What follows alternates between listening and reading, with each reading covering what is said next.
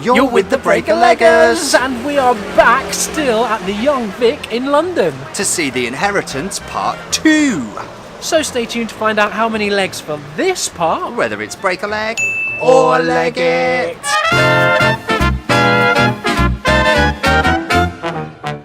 Now, if you were subscribed to us, you'll already know that we've done a part 1 for The Inheritance, which we caught earlier today. If you're not subscribed, just nip down now, hit subscribe, and you'll be the first to know when we post a new review. I don't know what much more to say. If you see our part 1 video, you'll know that the director Stephen Daldry. Yes, director Stephen Daldry, cast is fantastic. Matthew Lopez. Well, you did say actually that there was a bit of a British legend in this part that Oh, we haven't I've been teased, have I? introduced to yet. Yes. So do you want to spill a little bit more about that? Okay, so appearing only in The Inheritance Part 2 is the legend that is Vanessa Redgrave. Wow. Star of stage and screen. She's getting on a bit now. I think she's maybe 2 or 200, something like that. So, you know, it's a real treat to be seeing her treading sure she's the only boards. 21. I'm sure to anyone that 21. asks, she is just 21. You know, go back to the first part, see if we loved or we legged for part 1.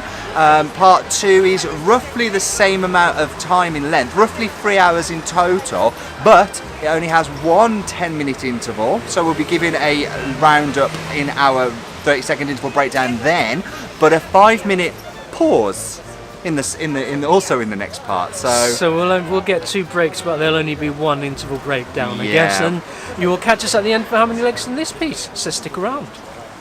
we've come to the interval of The Inheritance Part 2, which means it's time for the Break-a-Leggers 30-second interval breakdown. Oh, what do you think? I'll go first then. I don't really have much to say apart from it is absolutely amazing. It's continued in the same vein. Only similarity is Angels in America really, and part 2 of that was completely different. This is exactly the same. Strong writing, same characters, really strong driven, brilliant. Yeah, I would absolutely agree. I would say I worry with 2-parters that it peaks early in part 1 and part 2 doesn't get any better, but for me, it's still astronomical. I am loving every single second and I cannot wait to find out.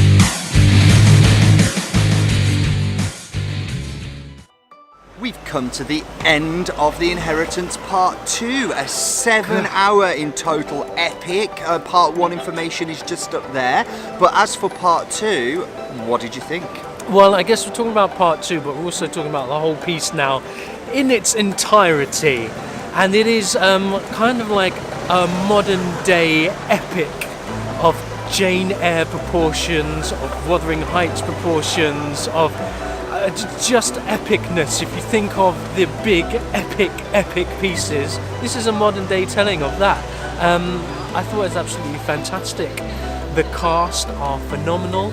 The story is touching, hilariously funny at times, beautifully balanced against that hilarity and the humour of these characters is also the tragedy. It's a modern day tragedy, but also caught up in just the joy of living, and that life is full of tragedy, and learning to survive and come out of that tragedy is part of living. I would go so far to say that Matthew Lopez has written a modern gay masterpiece. Not a modern day, No, a modern gay. A modern gay masterpiece. A modern day gay masterpiece. He has equaled Kushner in what Kushner did for a certain period in time and the effects of that being in the then. Lopez has taken that same subject matter and actually appreciated how it still has an effect today and how it has a resonance and an importance and drives people's decision making even right now. And do you know what, it's something that I would never have thought to do, but now I've seen it, it seems so clear and so vital and so important. And I am absolutely, it's a piece that I'm going to take away with me and carry with me for a long time yet to come. Yeah, it's a piece that should be seen. I think it's a piece of culture, a piece of history, a real insight into human relationships. Although it's a modern day gay piece, there is so much humanity in it. There is just about loss and love and finding yourself and running from the past and privilege in there as well. There's just so much of it that you can connect with. Relevant, absolutely relevant. I think part 2 specifically needs to be mentioned, like you said in the interval breakdown. Angels in America is a real game of two halves, so very different. They're almost yin and yang-ish. Yeah. This is one story. It has the elements are there throughout. It's a similar tone throughout the whole piece. But you know what? There wasn't a weak moment in the whole of the second act that made me think it was the weaker cousin of the first.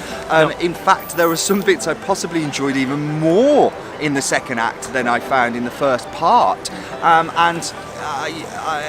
As for the introduction of new character, Vanessa Redgrave's part is beautiful. It's very light. She's a wonderful character, the character of Margaret, who tells her own story, and something that I think a lot of people, there's a guilt about that character that I could see reflected in you know, even in society. Yeah, in society, and even in my own coming out as a gay man, and the way that was handled by people by and large, you know, within my social and family circle, and the guilt and the way they've changed now, and the way they're trying to reconcile what happened, and that was Margaret through and through, and as a kind of echo of society, of we're now realising that, you know, gay men during the AIDS crisis were vilified, were absolutely, you know, the depths of, you know, depravity and disgust, and it's something that we should have at the time have said, no, these are people in need that need help, and what can we do now to change that?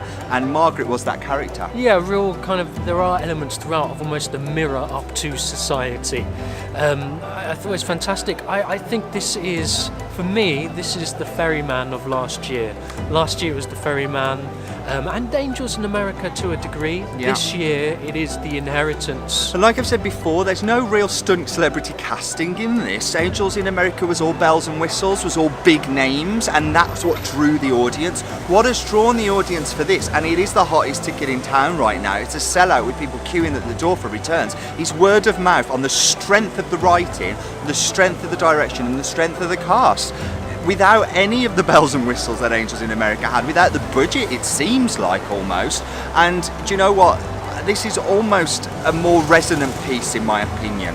I thought it was brilliant through and through. I don't think really need to say much more about it. The same cast that we mentioned in the first act, in the part 1, sorry, not first act, part 1, were just as good throughout. I predict award nominations for this piece, both here and across the pond. They've been doing this for several months now, and you could tell how deeply affected every single cast member still is by the piece. You know, the fact that they are in tears during the bows, it must be emotionally exhausting, but the payoff as an audience member is vast, so thank you to every single one of them. Every single one of the creatives, the writer, every single cast member who is fully invested in the piece. Yeah. Fantastic. Well, I guess you're probably wondering how many legs we're going to give this piece. So for The Inheritance Part 2, we are going to give... Five legs, an absolute 5 legs. This is the piece to see. There's no doubt, ladies and gentlemen. There's no doubt about it. This is a masterpiece, an epic that touches every single audience member. It's relatable and beautiful to watch. Beg, steal, fight, cajole your way into the auditorium.